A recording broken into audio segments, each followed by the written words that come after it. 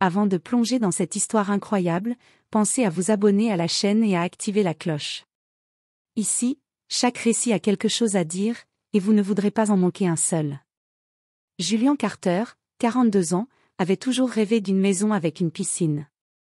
Après des années de travail acharné comme ingénieur en informatique, il avait enfin pu s'offrir ce petit havre de paix dans une banlieue paisible du Texas, sur Maple Street. Pour lui, cette piscine représentait bien plus qu'un simple luxe, c'était une récompense, le fruit de sacrifices, de longues nuits blanches et d'efforts constants. Mais ce paradis personnel devint rapidement un cauchemar. Ses voisins, les Johnson, les Miller et les Davis, avaient pris l'habitude d'utiliser sa piscine sans jamais demander. Au début, Julian avait laissé passer un plongeon des enfants Johnson un après-midi, un barbecue improvisé par les Miller un week-end. Il se disait que ce n'était qu'occasionnel. Mais très vite, l'exception devint la règle. Les cris, la musique, les déchets laissés au bord de l'eau.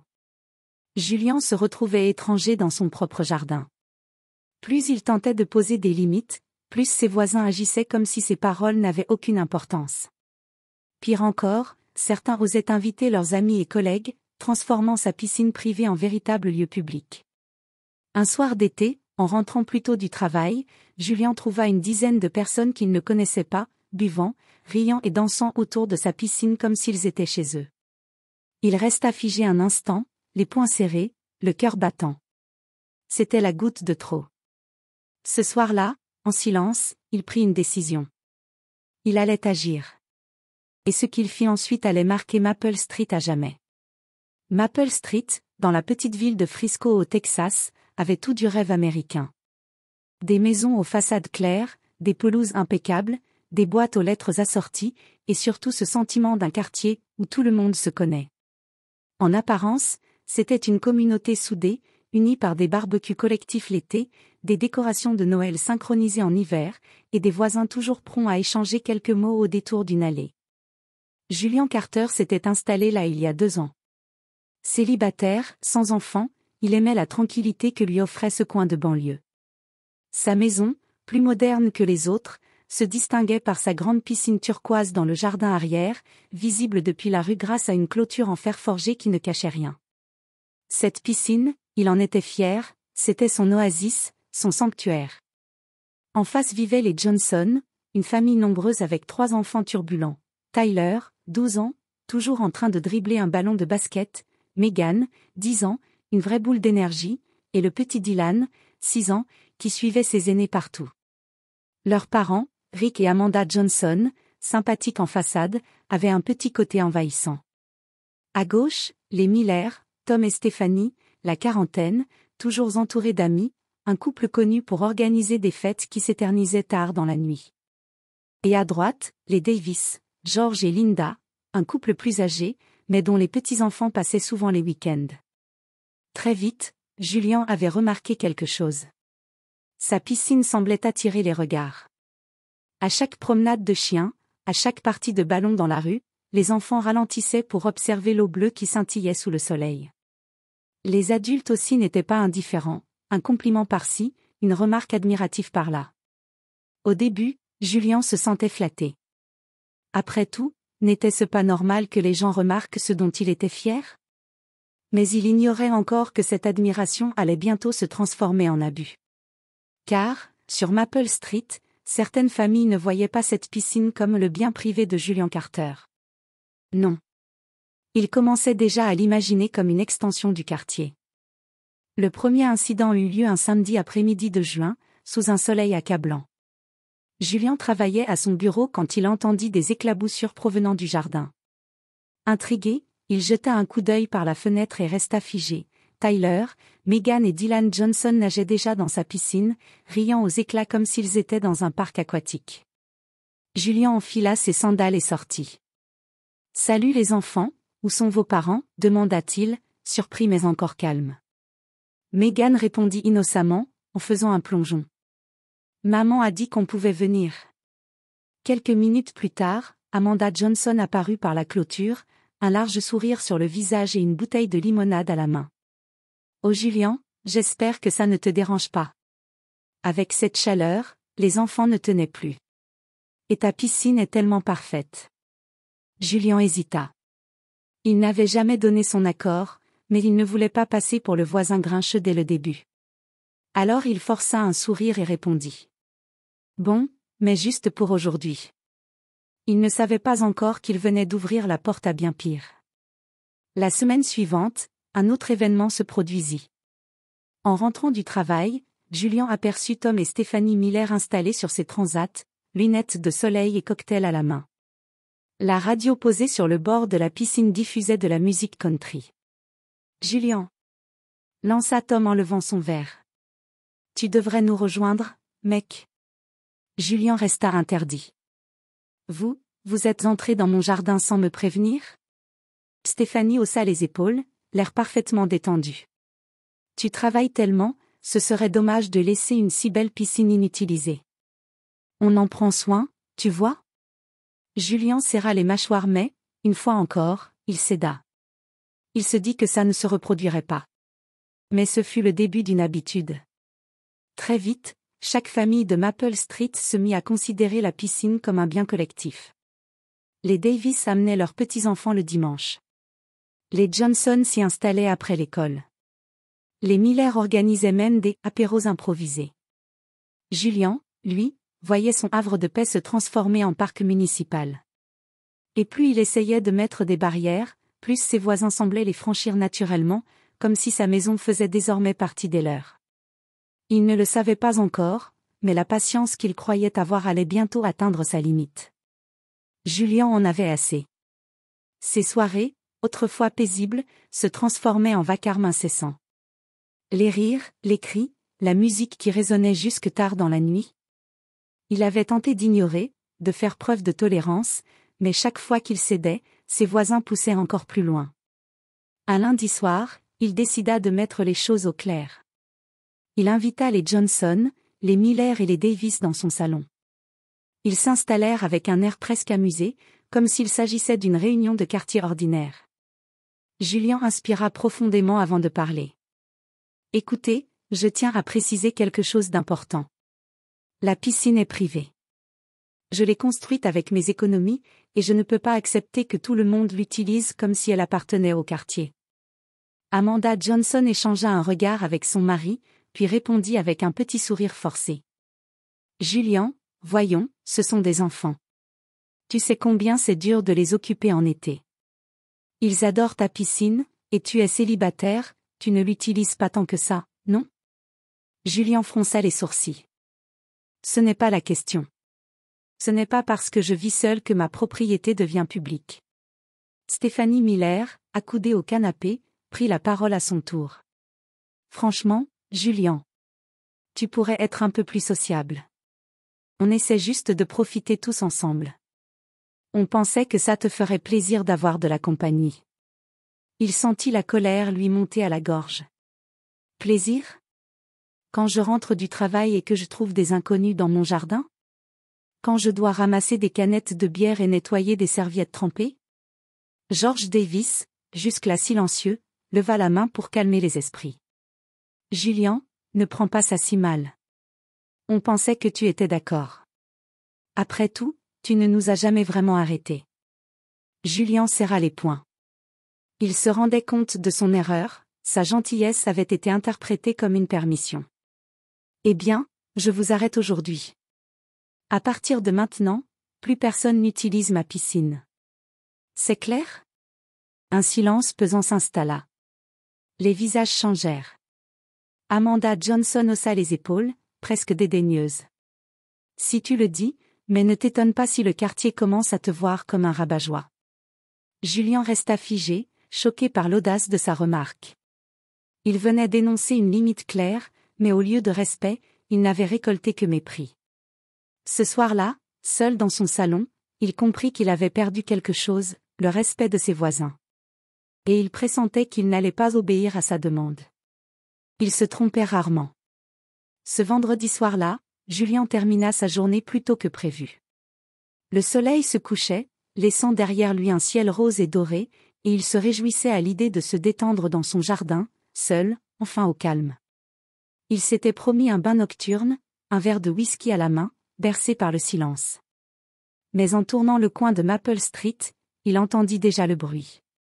De la musique, forte, avec des basses qui faisaient vibrer les vitres de sa voiture. Son cœur se serra. Lorsqu'il gara sa voiture devant chez lui, il resta pétrifié. Son jardin ressemblait à une scène de fête foraine. Des guirlandes lumineuses étaient suspendues sur la clôture, des tables de pique-nique avaient été installées autour de la piscine, et une vingtaine de personnes, dont plusieurs visages qu'il n'avait jamais vus, dansaient, riaient et buvaient. Certains se baignaient déjà, d'autres grillaient de la viande sur un barbecue improvisé. Les Miller étaient au centre de la fête, vers levé. Rick Johnson, bière à la main, chantait à tue-tête, tandis que les Davis discutaient tranquillement comme si tout cela était parfaitement normal. Julian traversa l'allée d'un pas rapide, les yeux fixés sur la scène. Dès qu'il ouvrit la porte du jardin, quelques têtes se tournèrent vers lui. « Et voilà le propriétaire !» cria Tom Miller, hilar. « Julian, viens. On a de la bière fraîche. » Julian resta immobile, le regard glacé. « Sortez de chez moi !» dit-il d'une voix dure. Un silence gênant s'installa quelques secondes, vite brisé par Amanda Johnson, qui leva les yeux au ciel. « Oh Julian, détends-toi. C'est vendredi soir, on s'amuse un peu. Tu devrais être content, ta piscine est la star du quartier. » Il serra les poings. « Je vous ai dit clairement que c'était terminé. Vous n'avez rien compris ? » Un homme que Julian n'avait jamais vu auparavant, probablement un ami des Miller, éclata de rire. « Mec, arrête de faire ton rabat-joie. C'est juste une piscine, relax. » Julian sentit une rage sourde monter en lui. Il regarda les canettes flottant dans l'eau, les serviettes trempées jetées sur ses meubles de jardin, l'odeur de viande qui s'incrustait dans ses rideaux. Son sanctuaire était devenu un terrain de fête, et personne ne respectait sa parole. Sans un mot de plus, il fit demi-tour et rentra chez lui. La musique reprit de plus belle derrière lui, comme si ces mots n'avaient jamais existé. Assis dans le noir de son salon, Julian comprit que c'était fini. La diplomatie, la patience, la discussion, tout avait échoué. Il prit une gorgée de whisky, fixa son reflet dans la vitre, et murmura pour lui-même. Assez. C'était la dernière fois. Ce soir-là, il prit une décision. Et son plan ne laisserait à personne l'envie de revenir dans sa piscine. Julian passa le reste de la nuit sans fermer l'œil. Chaque éclat de rire, chaque cri provenant de son jardin était comme une gifle. Allongé sur son canapé, il fixait le plafond, la mâchoire serrée. La diplomatie avait échoué. Ses voisins ne comprenaient qu'une seule chose, l'abus. Aux premières heures du matin, quand enfin le silence revint et que les derniers invités quittèrent son jardin en laissant derrière eux bouteilles vides et détritus, Julian sortit inspecter les dégâts. La vue lui serra le cœur, des canettes de bière flottaient dans la piscine, des assiettes en plastique jonchaient l'herbe, et son mobilier de jardin portait des taches de graisse. On aurait dit une zone sinistrée après un carnaval. Il resta debout, immobile, le regard glacé. C'était le point de rupture. Julian Carter n'était pas seulement un ingénieur. Il était un stratège. Toute sa carrière avait reposé sur sa capacité à résoudre des problèmes complexes, à penser là où les autres ne voyaient que chaos. Ce problème-ci n'était pas différent. Il suffisait de trouver la solution adéquate. Il passa le week-end enfermé chez lui, son carnet à la main, griffonnant des idées. Au début, elles étaient simples, presque puériles, installer des caméras, mettre un cadenas plus solide sur la clôture, appeler la police. Mais à chaque ligne tracée, il les rayait aussitôt. Ses voisins trouveraient toujours un moyen de contourner ces barrières, ou pire, ils le ridiculiseraient davantage. Non. Ce qu'il fallait, c'était un plan qui frappe l'esprit, qui fasse comprendre une bonne fois pour toutes que sa piscine n'était pas un lieu public. Un plan inoubliable, qui transformerait Maple Street en tribunal populaire, où lui seul aurait le dernier mot. Le dimanche soir, alors qu'il observait sa piscine vidée de son eau turquoise, car il avait déjà actionné la pompe de drainage, une idée brillante lui traversa l'esprit. Une idée qui combinait son génie technique et sa soif de justice. Julian esquissa un sourire amer. « Vous avez voulu ma piscine, très bien. Mais vous n'oublierez jamais ce qui va suivre. » Il venait d'avoir son déclic. Et le quartier de Maple Street allait bientôt découvrir ce dont Julian Carter était réellement capable. Le lundi matin, Julian quitta la maison plus tôt que d'habitude. Mais au lieu de se rendre directement à son bureau d'ingénierie à Dallas, il fit plusieurs arrêts. Son coffre se remplit d'objets étranges, des panneaux, des câbles électriques, des lampes LED étanches, et même une bâche géante imprimée sur mesure qu'il avait commandée en urgence durant le week-end. Durant 3 soirs consécutifs, après le travail, il passa des heures à transformer son jardin en chantier secret. Les voisins, intrigués, le voyaient transporter des cartons, visser, mesurer, creuser parfois. Quand Amanda Johnson tenta de l'interpeller par-dessus la clôture, il se contenta d'un sourire mystérieux. Petit projet personnel. En réalité, ce qu'il préparait allait marquer les esprits. Étape 1. La piscine vidée. La première décision radicale de Julian avait été de vider entièrement la piscine. Là où brillait autrefois une eau turquoise, il n'y avait plus qu'un bassin sec et vide. Les voisins, déconcertés, chuchotèrent entre eux. « Il est devenu fou », disait Tom Miller. « Peut-être qu'il la rénove », supposait Amanda Johnson. Mais Julian savait ce qu'il faisait. Étape 2, le détournement créatif. Au fond du bassin, il installa un plancher temporaire en bois, légèrement surélevé, recouvert de la bâche imprimée. Celle-ci représentait un gigantesque panneau avec ces mots en lettres capitales. Piscine privée, pas de voisins, pas d'invités, pas d'excuses. Et juste en dessous, un QR code géant qui menait vers une vidéo YouTube qu'il avait enregistrée, où il apparaissait face caméra, posant calmement. Chers voisins de Maple Street, bienvenue dans ma piscine. Si vous voyez ce message, c'est que vous n'avez rien compris, cette propriété est privée. Votre intrusion est une violation de mes droits. Si vous revenez, vous trouverez pire que ce message. Cordialement, Julian Carter. Étape 3, le spectacle lumineux. Autour du bassin, il avait installé des LED connectés à une minuterie. Chaque fois que quelqu'un tentait de franchir la clôture après 20 heures, un jeu de lumière s'allumait, illuminant le jardin en rouge et en bleu, comme un poste de police miniature.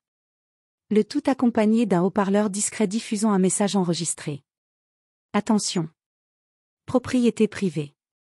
Vous êtes filmé. Les images seront transmises aux autorités. Le vendredi soir suivant, le moment qu'il attendait arriva. Les Miller, fidèles à eux-mêmes, décidèrent d'organiser une nouvelle soirée improvisée. Vers 21 heures, une dizaine de personnes escaladèrent la clôture. Mais cette fois, au lieu d'une piscine accueillante, ils furent accueillis par un éclairage violent rouge et bleu, le message sonore répétitif, et surtout le spectacle du bassin vide, couvert de la bâche géante. Un silence de stupeur envahit l'assemblée. Puis quelqu'un éclata de rire nerveusement. « Il est complètement taré, ce mec. » Mais d'autres ne riaient pas. La vidéo YouTube, scannée par curiosité, laissa plusieurs voisins blêmes. Julian avait osé les mettre face à leurs abus, noir sur blanc, devant tout le quartier. Le lendemain matin, Maple Street était en effervescence. Les voisins qui avaient assisté à la scène la veille racontaient l'événement avec des émotions contrastées, certains riaient encore nerveusement, d'autres restaient silencieux, honteux, incapables de croire ce qu'ils avaient vu. Tom Miller, visiblement vexé, alla taper à la porte de Julian avec une expression mêlée d'irritation et de curiosité. « Écoute, Julian, c'était un peu extrême, non ?» Julian, calme, répondit simplement. « Extrême ? Non. Juste efficace. » Stephanie Miller secoua la tête, à moitié amusée, à moitié dépitée. « Je dois avouer, c'était impressionnant. Tu as pensé à tout. » De l'autre côté, les Johnson, Amanda et Rick, venaient de se rendre compte qu'ils avaient franchi une limite pendant trop longtemps. Tyler, l'aîné, murmura. « On a vraiment abusé, papa. » Rick baissa la tête, incapable de répliquer. Même les Davis, d'habitude plus discrets, se retrouvèrent au centre des conversations. Linda avoua à Julian lorsqu'elle le croisa dans l'allée. « Julian, je crois qu'on t'a sous-estimé. Pardon pour nos petits-enfants. » Mais la réaction ne se limita pas aux excuses. Bientôt, les habitants commencèrent à parler entre eux du « coup de maître » de Julian. Les parents plus jeunes lui envoyèrent des messages. On ne pensait pas que tu pouvais être si stratège. Respect pour ce que tu as fait. Même ceux qui n'avaient pas été directement impliqués dans les abus étaient impressionnés. Maple Street n'avait jamais vu quelqu'un poser des limites avec autant de clarté et de créativité. Cependant, Julian ne se laissa pas emporter par la gloire soudaine. Pour lui, le message devait rester clair, sa propriété était privée et il n'était plus question d'intrusion. Au fil des jours, le respect commença à remplacer le mépris. Les voisins se faisaient plus discrets, évitaient le jardin, et certains vinrent même lui proposer de l'aider à nettoyer après la fête précédente, geste qu'il accepta avec un petit sourire. Pour Julian, ce qui comptait le plus, c'était la leçon tacite, il n'avait pas seulement récupéré sa piscine, il avait rétabli l'ordre dans son quartier. Maple Street venait d'apprendre que chaque propriété avait ses limites, et qu'il ne fallait jamais jouer avec celle de Julian Carter. Mais Julian savait que tout pouvait basculer à nouveau si les voisins oubliaient trop vite la leçon. Il devait être prêt.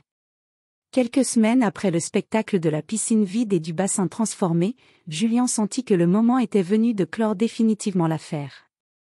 Les voisins respectaient désormais les limites, mais ils voulaient s'assurer que personne n'oserait jamais outrepasser la ligne à nouveau. Un samedi matin, il invita officiellement les Johnson, les Miller et les Davis à venir discuter. Les familles, intriguées et un peu nerveuses, arrivèrent avec prudence. Julian les fit asseoir dans le salon, son regard calme mais ferme accroché à chacun d'eux. « Merci d'être venu », commença-t-il, en posant ses mains sur la table. « Je sais que certains d'entre vous se sont sentis offensés ou surpris par ce que j'ai fait avec la piscine. Mais laissez-moi être clair, mon objectif n'était pas de vous humilier, mais de rétablir le respect. » Rick Johnson tenta de répondre, mais Julian leva la main. « Écoutez-moi jusqu'au bout. J'ai été patient, j'ai été tolérant, et vous avez abusé de cette patience. Ce soir-là, lorsque ma piscine est devenue un théâtre pour votre fête, vous avez franchi une limite qui ne peut plus jamais être franchie. » Amanda baissa la tête, incapable de répondre. Même Tom Miller semblait gêné, et Stéphanie ne put retenir un petit sourire contrit. Julian poursuivit. « Je ne cherche pas à créer des ennemis. Je veux simplement que chaque voisin comprenne que ma maison est mon espace privé. C'est une question de respect et de limite. Maple Street est un quartier agréable parce que chacun respecte l'autre. Si vous revenez à mes propriétés sans permission, il n'y aura plus de messages ou de lumière pour vous avertir. Vous serez signalé aux autorités. » George Davis, habituellement le plus réservé, hocha lentement la tête. « Tu as raison, Julian. On a été irrespectueux. Je crois que nous avons tous appris notre leçon. » Un silence suivit. Puis Tyler, le fils Johnson, prit la parole timidement. « Monsieur Carter, je suis désolé pour nous tous. On ne recommencera plus. » Julian sentit une satisfaction silencieuse. Ce moment n'était pas seulement une victoire sur les abus passés, mais aussi une réconciliation basée sur le respect mutuel. Avant que les familles ne partent, Julian ajouta, avec un petit sourire. « Maple Street est un endroit merveilleux, tant qu'on sait où se trouvent les limites. Vous les connaissez désormais. » Les voisins quittèrent la maison, certains encore un peu surpris par la fermeté de Julian, mais tous marqués par son intelligence et sa détermination. Pour la première fois depuis des mois, Julian put profiter pleinement de sa piscine, de son jardin et de sa tranquillité, sachant que sa patience avait été récompensée par le respect, et non par l'exploitation. Quelques jours après la confrontation finale, un événement inattendu bouleversa complètement Maple Street. Julian avait commencé à retrouver sa routine, travail, soirée tranquille au bord de sa piscine, moment de détente dans son jardin. Mais ce matin-là, une visite inhabituelle frappa à sa porte. Une journaliste locale, Sarah Benson, tenait un carnet et un micro. « Bonjour Monsieur Carter, je suis Sarah Benson, du journal de Frisco. J'ai entendu parler de votre incident avec les voisins et je voulais en savoir plus pour notre rubrique « Héros du quartier ». Julian sourit légèrement. « Héros du quartier ? Je ne fais que poser des limites, rien de plus. » Sarah haussa un sourcil, intriguée. « Oh, ça a fait le tour du quartier. Tout le monde parle de votre façon, disons, originale de gérer la situation. Les Miller, les Johnson, ils n'en reviennent toujours pas. Certains disent même que vous avez rétabli la paix de manière spectaculaire. Julien se gratta la barbe, amusé. Eh bien, je suppose que parfois, il faut être créatif pour se faire respecter. La journaliste insista pour filmer Julien expliquant sa méthode. Il montra le bassin vide, la bâche géante avec le panneau, les lumières LED et le système d'alerte. Rapidement, la vidéo fut partagée sur les réseaux sociaux locaux. La réaction fut immédiate. Maple Street devint célèbre dans la ville. Des voisins d'autres quartiers vinrent voir le jardin de Julien, impressionnés par son ingéniosité. Certains parents vinrent même présenter leurs excuses officiellement, reconnaissant que leurs enfants avaient appris une leçon de respect essentielle. Mais le véritable retournement vint le jour où les Miller et les Johnson invitèrent Julien à un barbecue, dans son jardin, avec sa permission cette fois. Plutôt que de se sentir envahi, Julien comprit que son geste avait non seulement rétabli le respect, mais qu'il avait aussi créé une nouvelle forme de lien. Les voisins, impressionnés par son intelligence et sa fermeté, le considéraient désormais comme un leader silencieux du quartier. Julien sourit, observant les enfants jouer près de la piscine sous son œil vigilant. La peur et l'arrogance avaient été remplacées par le respect et la reconnaissance. Maple Street n'était plus le même, et lui non plus. Ce qui avait commencé comme un simple conflit autour d'une piscine s'était transformé en une leçon durable sur les limites, le respect et l'intelligence. Julien Carter n'était plus seulement un voisin parmi d'autres, il était devenu une référence pour toute la communauté. Les semaines suivantes, Maple Street retrouva une tranquillité qu'elle n'avait pas connue depuis longtemps. Julien Carter avait réussi à instaurer un équilibre parfait, ses voisins respectaient désormais ses limites, et la piscine n'était plus un lieu d'abus, mais parfois un espace partagé avec sa permission. Julien avait installé un petit panneau discret à l'entrée de son jardin. Propriété privée, accès uniquement avec autorisation de Julien Carter. Simple, clair, mais efficace. Chaque famille le voyait chaque fois qu'elle passait dans la rue, rappelant que le respect était la clé de la coexistence. Un samedi après-midi, les enfants Johnson vinrent jouer près de la piscine, accompagnés de Tyler et Megan. Julien les observa depuis la terrasse, un léger sourire sur le visage. « Vous pouvez jouer ici, mais uniquement avec moi », dit-il calmement. Les enfants acquiescèrent, heureux, et Julien se sentit satisfait. Les Miller, eux, l'invitèrent à leur propre barbecue dans leur jardin, cette fois-ci sans dépasser aucune limite. Même les Davis apportèrent des fleurs pour son jardin, en guise d'excuse et de respect. Le quartier avait appris une leçon importante, Julien Carter n'était pas seulement un voisin exigeant, mais un homme capable de combiner intelligence, fermeté et créativité pour défendre ce qui lui appartenait. Son geste, d'abord perçu comme extrême, était devenu un exemple de leadership discret et respectueux. Maple Street retrouva sa sérénité, mais avec un nouvel ordre tacite, chacun connaissait désormais ses limites. Julien, lui, pouvait enfin profiter pleinement de son havre de paix, savourant chaque instant dans sa piscine, sous le soleil texan, en sachant que le respect avait triomphé. Et, pour tous les voisins, le nom de Julien Carter devint synonyme d'autorité, de sagesse, et d'un sens de la justice étonnamment créatif.